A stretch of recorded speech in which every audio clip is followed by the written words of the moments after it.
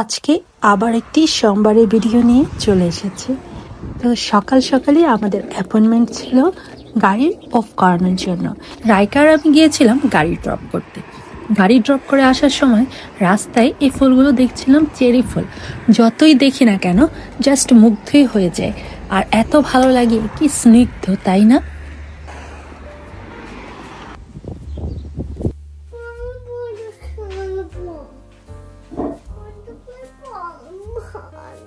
চলো খেলি, বাতাস তো বাইরে, বল খেলা যাবে না প্রচুর বাতাস এখন। চলো গাছগুলো দেখি, আসো গাছ দেখি। বাসায় আসার পরে রাইকা বাহিরে খেলার জন্য খুব আবদার করছিল, কিন্তু ওয়েদারটা এত খারাপ ছিল যে বাইরে খেলতে পারছিলাম না। আর আমার কিছু রান্না করার ছিল, তো ওগুলো আমি রান্না করে নিচ্ছিলাম। এখানে আমি চিকেনের পুর বানিয়ে নিচ্ছি, যেন বিকেলের নাস্তায় বা সকালের নাস্তায় খুব তাড়াতাড়ি করে ফেলা যায়। আর আমার ফ্রিজে যে লাস্ট কর্জেট ফ্রোজেন করা ছিল সেটা দিয়ে একটু চিকেন রান্না করে নিলাম। আর যেহেতু আমার সময় কম, তাই রান্না হওয়ার সাথে সাথে আমি আমার রান্নাঘরের ক্লিনিংটাও করে ফেলছি। আর এক আইটেম রান্না করি আর 2 আইটেম রান্না করি। রান্নাঘর প্রতিদিনই মুছে রাখতে হয়, না হলে এখানে স্টিকি ভাব হয়ে যায়। তো এদিকে রাইকা আমাকে হেল্প করছিল ভ্যাকিউম করার। আসলে ভ্যাকিউমের নামে সে একদম একটু খেলা করছিল। কি আর করার, স্কুল নেই আজকে, ছুটির দিন, তাই আমার সাথে একটুখানি আমাকে সাহায্য করছে। আর সে এগুলো করতে খুবই মজা পায়। তো আমি আর এর জন্য মানা করি না। যখন দেখি না আমার একটু সময় আছে, তখন তাকে আমি ছেড়ে দেই যা ইচ্ছা তাই করার জন্য। আর এরই মধ্যে কিন্তু আমার কর্জেটের তরকারিটাও প্রায় হয়ে এসেছে। আর এখন প্রায় গাড়ি আনার সময় হয়ে গিয়েছে। তো আমি আর রাইকা রেডি হয়ে আবারও বের হয়ে গিয়েছে। আর বাইরে এত বাতাস, যে বাতাসের জন্য উড়ে যাচ্ছিলাম। দেখেন এই গাড়ির উপরে বাতাস যে হচ্ছে সেটা বুঝার একটা ইন্ডিকেটর দেওয়া আছে। আর রাইকা এখানে কানে হাত দিয়ে রেখেছে যে সে নাকি উড়ে যাচ্ছে। এখন আমরা গাড়িটা পিক করে চলে যাব সরাসরি একটু গ্রোসারির কাজে। আর এর আগের ভিডিওতে কিন্তু বলেছিলাম যে এই ভিডিওতে আপনাদের সাথে কিমচির রেসিপিটা শেয়ার করব। হ্যাঁ, আজকে কিন্তু কিমচির রেসিপিটা শেয়ার করতে যাচ্ছি। আমি এখানে কিমচিটা বানিয়েছিলাম ভেজিটেরিয়ান, কারণ আমি একটু সেফ সাইডে থাকার জন্য ফিশ সস এগুলো অ্যাপ্লাই করিনি, জাস্ট যেন আমি খেতে পারি এই কারণে। চলুন আমাদের গ্রোসারিটা দেখে নিন। এটাও একটা নেওয়া দরকার। আচ্ছা নাও একটা।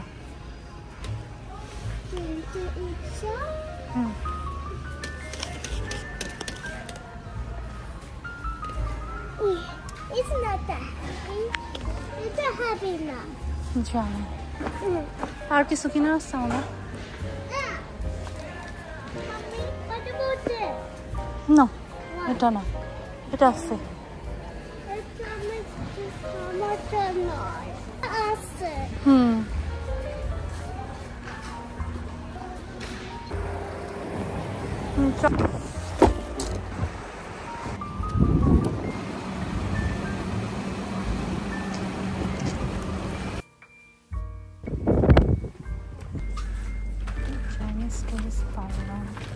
Chinese no.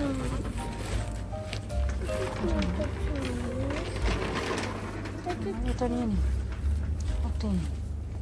হ্যাঁ,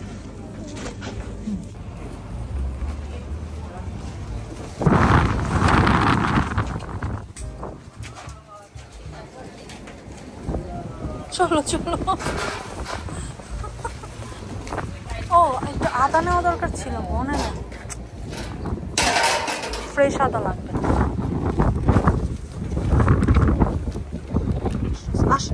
এটা নিয়ে।